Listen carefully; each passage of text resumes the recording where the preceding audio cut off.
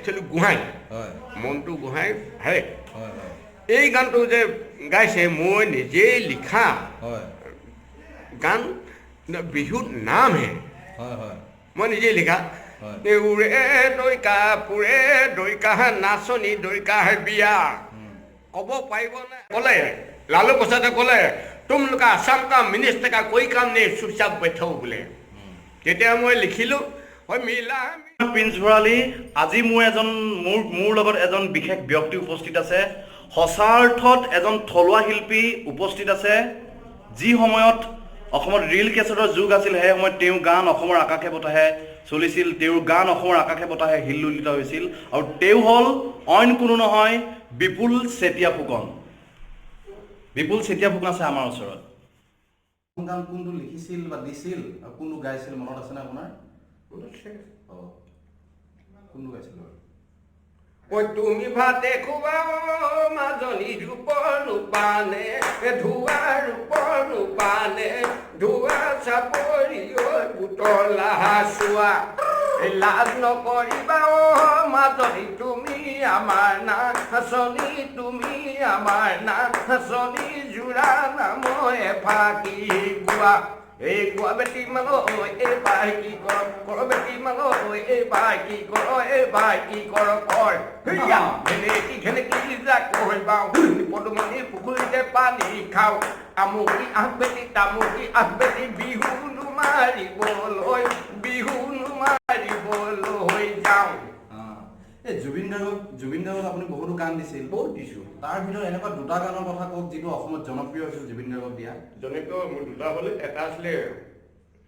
যদি পক্ষী হ'লেও এটা লিখিছিল মই চিৰিয়াখানাত দি পেলাই সেইটো হিট হৈছিলে কিন্তু পিছত এই 3 বছৰ 4 বছৰ আগতে এই দুটা হিট হৈ থাকিলে হদিয়া ধুবুৰী গোটেই ঘূৰিলোঁ গোটেই ঘূৰিলোঁ মন পচন্দৰ আপি এটা ক'তো নাপালোঁ এই দিচামুখৰ মিচিঙাৱৰ মিঠা পানী ভাত পুৰিবাই আহিছোঁ মই ছোৱালী পাম বুলি ছোৱালী পাম বুলি ঐ দূৰৰ পাৰা দেখা পালোঁ একবাৰীত এৰা জিৱাপি মন খাইছোঁ চকু এটা কেৰা চকু এটা কেৰা এইটো এটা গান জনপ্ৰিয় গান আছিল তাৰপিছত আৰু কোনটো দিছিল আৰু এতিয়া একেলগে দিয়া এটা কেছেট দে পইচা চকা চাকনি ঐ মুড়ি ঢকা ঢাকনি ঐ চকা চাকনি ঐ মুড়ি ঢকা ঢাকনি ঐ খৰকৰ সুন্দনী ঐ বাপে আহি পালেহি ঐ খৰকৰ সুন্দনী ঐ মাৰো আহি পালেহি ঐ প্ৰিয় দৰ্শকসকল মোৰ লগত এজন শিল্পী আছে সঁচা অৰ্থত এজন অসমীয়া শিল্পী মাটিৰ গুণ থকা গান যি গায় আজিকালি যি আমাৰ গানৰ বিভ্ৰাট ঘটিছে যি 12 বছৰো গানেৰে অসমীয়া সংগীত জগতখন লেতেৰা কৰি পেলাইছে তেনে সময়তে কিন্তু এইজন লোকৰ গীত এতিয়াও অসমত তেওঁৰ নাম আছে এতিয়াও তেওঁৰ গানৰ সন্মান আছে এইখন অসমত মই এতিয়া আপোনাক এটা কথা সুধিম এই যে আপুনি দুটা গান গালে জুবিন গাৰ্গৰ যি জনপ্ৰিয় গান দুটাৰ কথা ক'লে ইয়াৰ আঁৰৰ কথাখিনি অলপ ক'ব নেকি গানকেইটা আপুনি কেনেকৈ ৰচনা কৰিছিল আৰু ৰচনা কৰোঁতে আপোনাৰ কিবা স্মৃতি আছে নেকি গান দুটাৰ লগত আৰু কথা মানে হেৰি চাহ চকা চাকনি মুড়ি থকা ঢাকনি তাৰমানে এজনী ছোৱালী পলুৱাই আনিবলৈ এটা ল'ৰাই এতিয়া পিছত চাহ থকা চাকনি মুড়ি থকা ঢাকনি খৰকৰ সঞ্জনী হৈ বাপেৰে আহি পালি এতিয়া পলুৱাই দিব নোৱাৰিব ভুল নাযায় সেইফালে পিছ দুৱাইহে পলুৱাই দিবগৈ তাৰমানে সেইটোৱে ভাল চাহ থকা চাকনিটো আৰু শদিয়া জুবিটো হ'ল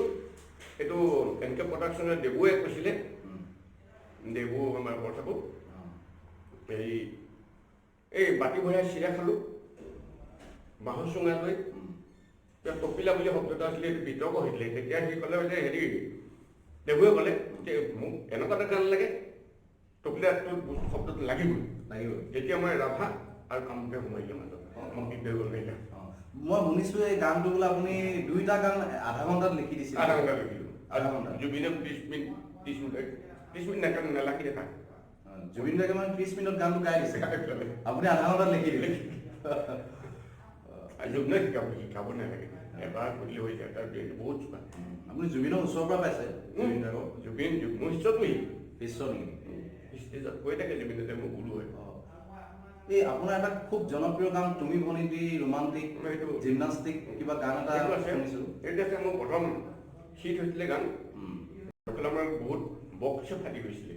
এইটো গানত নহয় এইটো আছিলে অ' হাই ঐ হাই ঐ হাই ঐ লিলি তয়ে মোৰে কলিজা খালি ঐ বাপেৰে দিলে যিটো গৰু হাগিব নোৱাৰে ফুটি হৰু হাই ঐ হাই ঐ হাই ঐ লিলি তয়ে মোৰে কলিজা খালি ফুটি নহয় জানো ফুটি হয় হয় ফুটি নহয় জানো ফুটি হয় হয়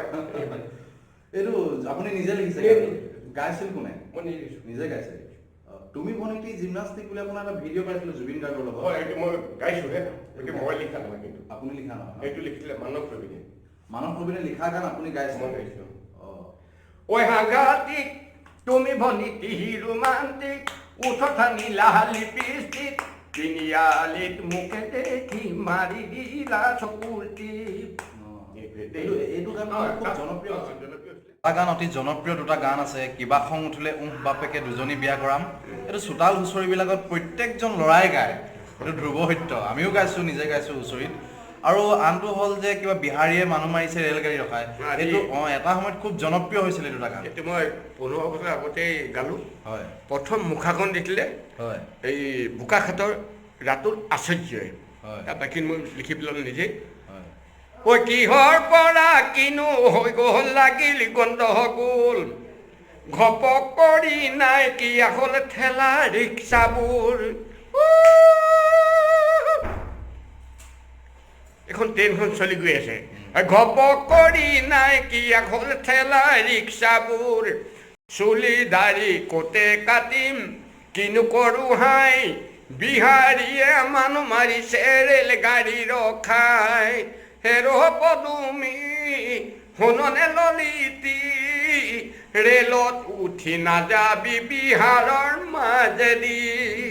তেতিয়া পিছৰখন লিখিবলৈ মই একোডাল নাই লালু প্ৰসাদ আহিছিলে ফাঁচী বজাৰলৈ গুৱাহাটীত মই আৰু প্ৰেমজী বহি আছিলোঁ তেতিয়াই আমাৰ অসমৰ মিনিষ্টাৰ বহি আছিলে নাম নকম এতিয়া ক'লে